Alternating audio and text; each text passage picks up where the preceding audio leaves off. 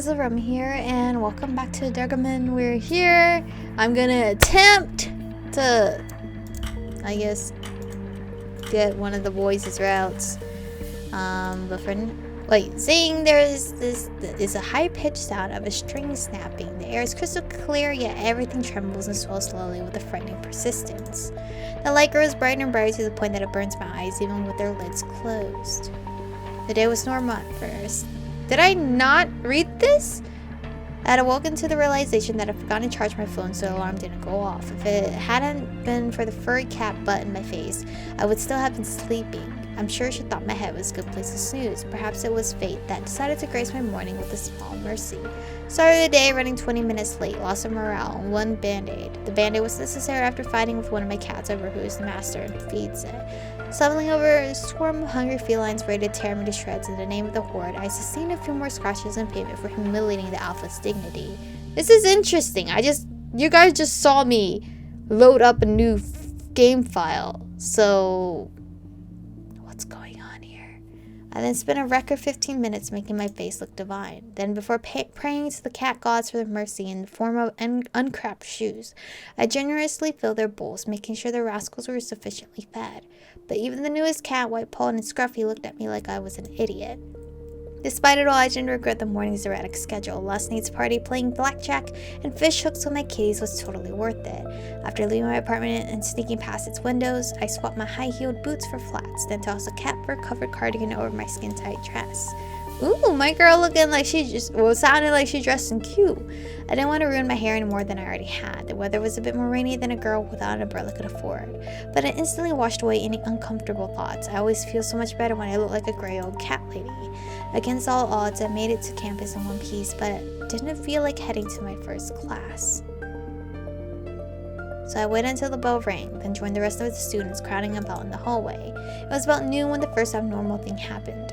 Out of nowhere, a strange ominous chill came over me, but I quickly chalked it up to nerves or the busy year ahead. Not long after, I felt a cold, haunting gaze upon me. Anxious, I glanced about nervously, but there was no one there. Feeling the need to hide myself, I pulled my cardigan tight. But the weight of those hidden eyes grew heavier. I started to feel like I was a fish in an aquarium, like there were people tapping on the glass, watching me, looking for a reaction. But I didn't even know where the sound was coming from. I glanced around again. Nobody else was acting like anything was wrong. By 2 o'clock, the pressure had gone so bad that I started hearing a roar in my ears, almost like a jet engine but louder. I had to force myself to sit in the cafeteria to try and calm my nerves. The blood pumping through my veins was so deafening that it drowned everything else out. I couldn't even hear myself snapping my fingers right next to my ears. Desperate to snap myself out of it, I covered my face with my hands and counted to 10. And finally, the roaring subsided. I pulled my hands away, and it took me a moment to realize that something had changed. I felt numb as if I were in a dream. My clothes were stuck to my body from a cold sweat. Absolutely everything had come to a standstill. I saw a young man at the table next to me, his mouth open as if he had been frozen mid-sentence. Another man was suspended over his chair. A girl sat frozen as she drank her juice, the glass titled at her lips, but the liquid absolutely motionless. And there was silence. Everything was quiet. There was no sound at all. Moving as if in a dream, I forced myself up despite the heaviness of the air. I was the only one in the entire cafeteria moving. I tapped the floor with my foot. No sound. Incredulous, I began pounding the floor furiously, but nothing happened. Well, other than hurting my foot. It was the same in the hallway. Everything was frozen, almost like it was a set piece for a lone actor. Even the people outside the windows were frozen in place. The entire situation terrified me, but a part of me was also intrigued. And although this was all likely an incredibly vivid dream, I had decided to do something to confirm my suspicions. I then pinched myself and felt it. I opened a book and the letters still formed meaningful sentences. I attempted to recall in detail how I had gotten here so successfully this morning. I touched several people. They were all warm, but had no pulse, nor any reaction to my handling. I grabbed a can of soda off a nearby table, shook it, and then opened it. I had expected the can to spray all over the place, but nothing happened. Boom! And the perfect silence, a pure, clean sound suddenly rang out, the sound of a broken brass string. light. At first it was like the warm glow of the setting sun, but it grew brighter until it overflowed, filling and blurring everything with pure whiteness, scorching my eyes and forcing them shut. And then out of nowhere, water surged over my legs, knocking me down and carrying me away. It quickly filled my entire vision before forcing me beneath the surface. Again, I had the oppressive feeling like being in an aquarium, but then unexpectedly the flood subsided. I slowly opened my eyes to see the world spinning around me. Disoriented, I struggled to make sense of things. The world was vast and gray, and its outlines obscured by fog. Here there was only water and the oppressive grayness of the sky. There were no hints of the sun or stars. Yet at the same time there was no darkness. A mysterious light softly illuminated this incredible scene. I looked down the maddening water beneath my feet. But no matter how long I gaze into its depths, I only see clear, infinite emptiness. There are no plants, no fish, no currents. To my surprise, I was completely dry. Despite standing ankle deep in what looked like liquid, when I pulled my feet out, they were also dry.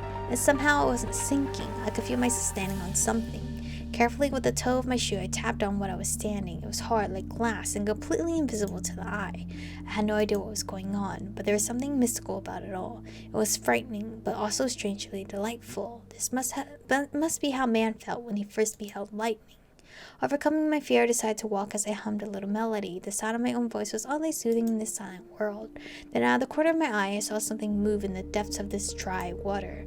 Something was approaching at incredible speed. At first it was just a dark spot, then a blurry shape. A figure. A man. Its outline wasn't quite natural. The figure made a Bro, am I about to have a jump scare? The figure made a final leap towards me and pressed itself against the invisible glass beneath my feet. I could see a mask, or was it a face, emotionless, pale, with long white hair that fluttered about like seaweed. Then cracks appeared at the corners of its mouth. A smile. The scream that rang out from it deafened me. Then there was a loud crash. With a deadly screech, a fault line appeared along the perimeter of the glass, which was immediately followed by smaller cracks across its entire surface. That is when I noticed a vague shape standing next to me, and I passed out. Wait, why did I get so much lore there and not earlier?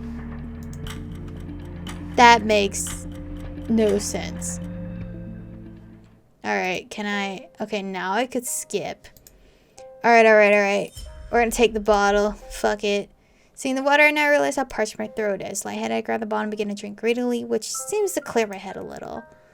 Alright, when the dancing bunny is finally clear from my sight, I look up to behold my savior. I have no idea who this guy is, nor the one who's standing a little ways off. Okay, this is like a skip. This has got to be... They look like they want to help me. Yeah, let's choose a different options this time. The man standing right in front of me seems friendly enough, and would he really be offering me water if he was planning something evil? Unless he intoxicated the water and I just didn't sniff it. I'm no stranger to feigning spells, and have learned the hard way that people generally try to help those in need. How are you feeling? I should be fine, I just need a minute. Is my head playing tricks on me again? I lean back on the bench and try to breathe in deeply. We should hurry, you're in danger. Did I faint and hit my head? Are they taking me to the hospital? That wouldn't surprise me at all, considering how badly my head is throbbing right now. Alright, let's go. I carefully stand up and glance at the bench to see my purse and an unfamiliar jacket. The tall guy immediately grabs it and puts it on. That's when I realized that it must have been what I'd been laying on when I woke up. Then another realization hits me and I flush red. Okay, I should have chose this stuff. This is way cuter and nicer. But, you know, I made my girl like super skittish in the beginning. The cozy fragrance I delighted in while I was laying on it was the scent of his body.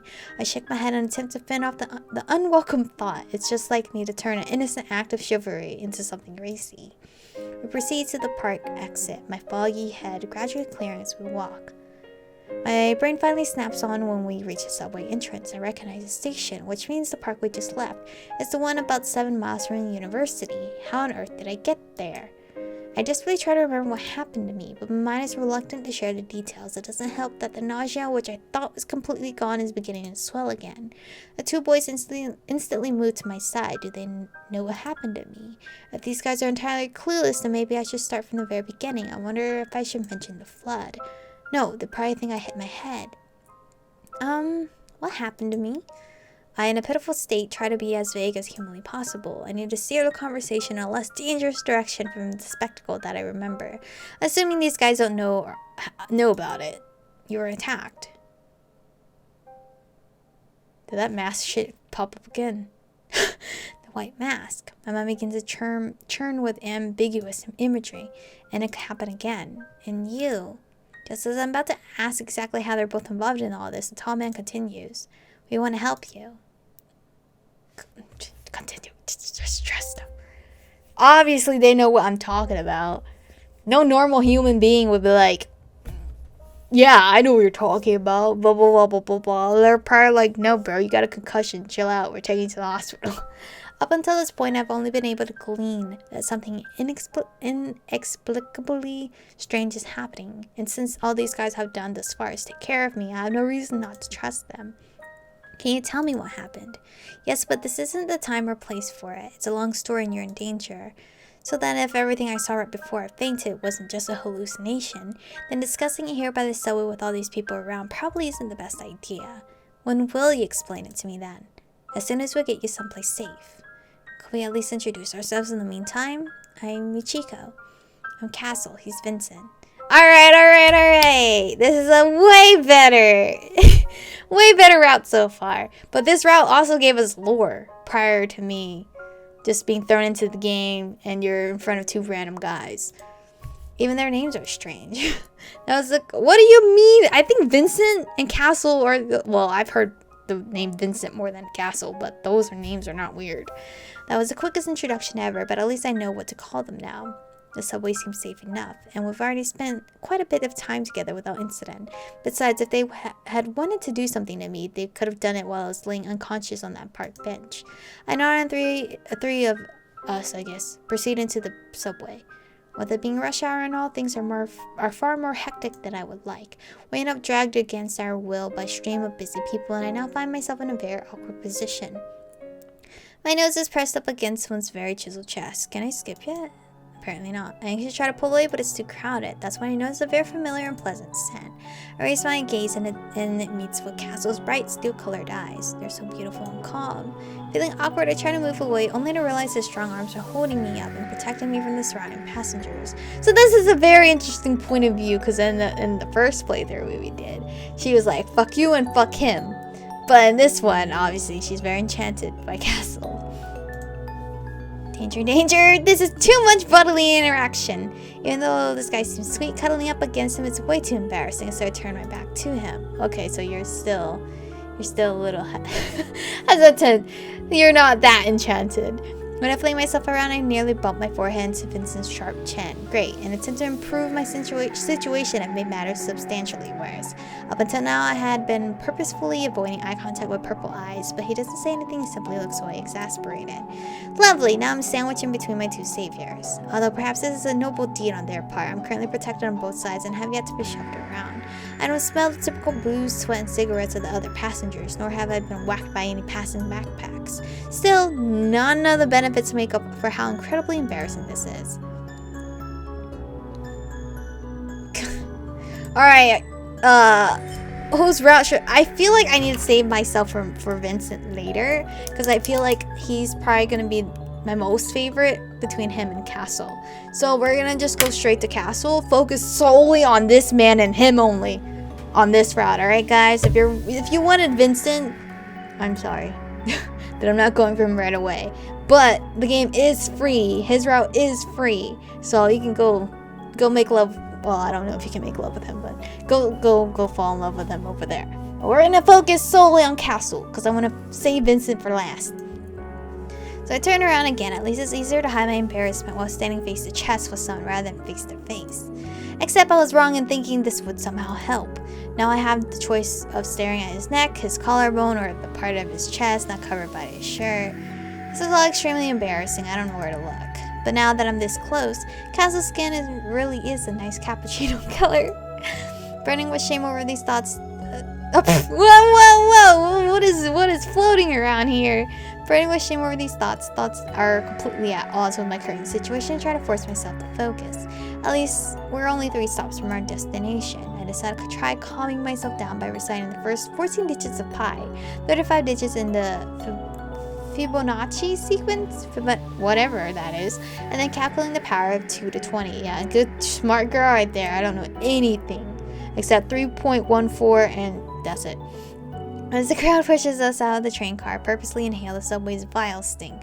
I need to get the oddly alluring sense of these two men out of my head. Thank Lando that's over. I continue to pray to my personal pantheon of theoretical scientists and attempt to steady myself. But this is where we are going to end for today's episode. Obviously, it's going much nicer. We actually have a little bit more lore of what happened to my girl prior to her passing out on the bench. But we are going to try to get Castle's route. Head on. Castle only. I cannot be distracted by all these other side characters that will not get a chance, which is my problem. So I'm very sorry about that. Thank you guys for watching today's episode. Stay beautiful, and I'll see you guys in the next one.